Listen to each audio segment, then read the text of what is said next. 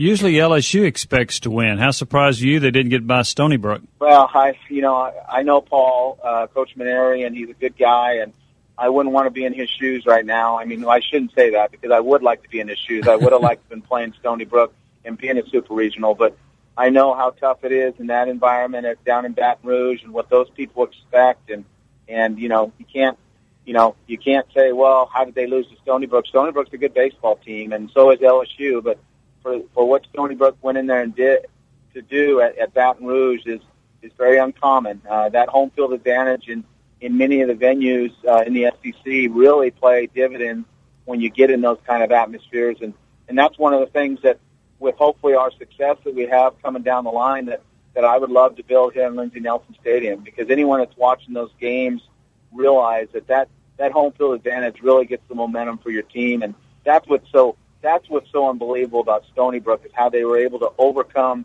that atmosphere and how that crowd gets that team going to win 2 out of 3 in that super regional and move on to Omaha. So how soon are you going to put them on the schedule, Coach? Stony Brook? Yeah. I actually played them a couple years ago, Vince, when I was at Fullerton, and they were in a tournament with us, but I don't think they have the same players they have on it now.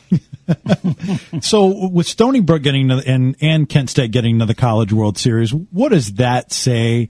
People are trying to define what that means. How do you interpret what that means for college baseball right now? Parity. It's parity, which what I've noticed over the last few years in college baseball. I think part of that has to do with the bat change. Part of that has to do with the draft.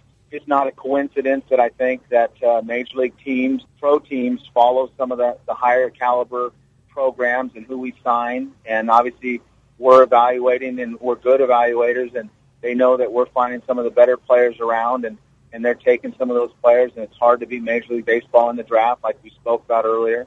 And so it's allowing some of these other teams that might be categorized quote-unquote mid-major, which is something I don't like to hear, but a mid-major program to keep some more players and not have to scramble to go find players late in the summer. But I think the bat has had something to do with it, too. And I just think college baseball, with how universities around the country, institutions are putting more money into college baseball, and with the TV revenue and then the exposure we're getting on ESPN, and I think it's just making college baseball, it's allowing us to have more parity. I don't know if it's better for the sport, but I think for a lot of schools it's better. Coach, do you like the format of the College World Series where they keep the brackets separate? You have 3 SEC teams on one side with Kent State, and so you can't have an all-SEC national championship. Do you like that, or would you like to see them maybe crisscross sort of like softball does? Well, there's a couple things that I wish I could change, that I wish I had the power to change. One, Vince, is I wish that our brackets would be like the NCAA basketball. I wish it'd be 1 versus 64, so on and so forth. And I wish they'd reseed them after each round. I think that when you have upsets like you do, I think when you get to Omaha or when you get to a super regional, I'd like to see the bracket. I'd like to see it reseeded again, so you don't have some situations where you have. A couple years ago, we were going up against UCLA in a super regional when there was 2 teams that had come through as underdogs that have come through and were matched up to go to Omaha. And I just didn't think that was right. Us and UCLA were really good teams that were worthy of getting to Omaha, and then 2 other teams that got hot at the right time. Not saying they weren't worthy, but hadn't done it over the course of the season. So I'd like to see that. The other thing that the NCAA has talked about is making it a 3-weekend deal instead of a 2, because we play 3-game sets all year long, and then you get to that regional where it's a 4-game format where teams are having to go down to their 5th and 6th pitcher if they get in the loser's bracket, and sometimes that doesn't always determine the best team.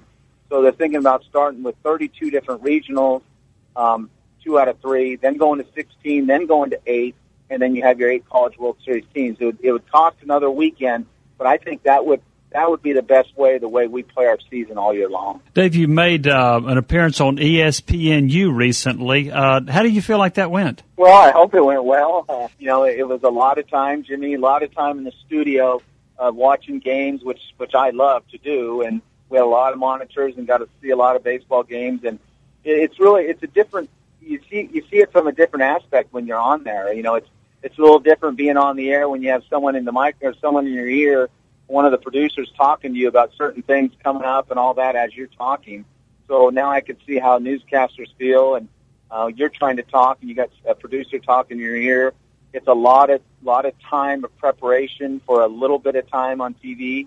But one of the things when I was approached by that is obviously my first choice is to have our team in the regionals and playing. But the second choice is for the university, I felt, and for recruiting and getting the brand out there and the university out there.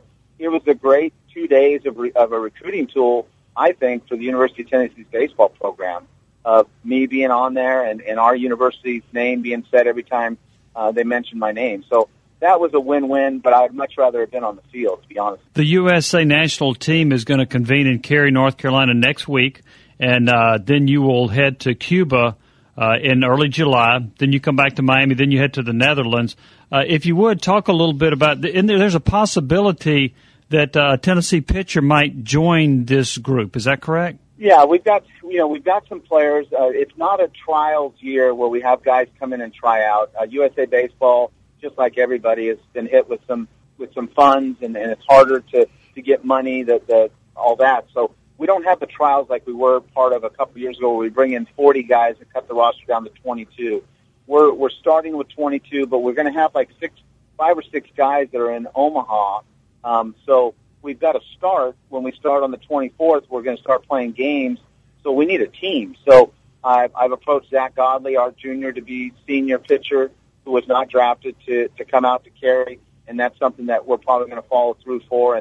And there's an outside chance that he's putting himself in a position to maybe get a call for the team. I told him not to count on that. But if a guy goes down, when we go to Cuba and we come back to Miami, if a guy's sore, we're not going to, obviously the high-profile guys that we're taking, we're not going to push the envelope on that.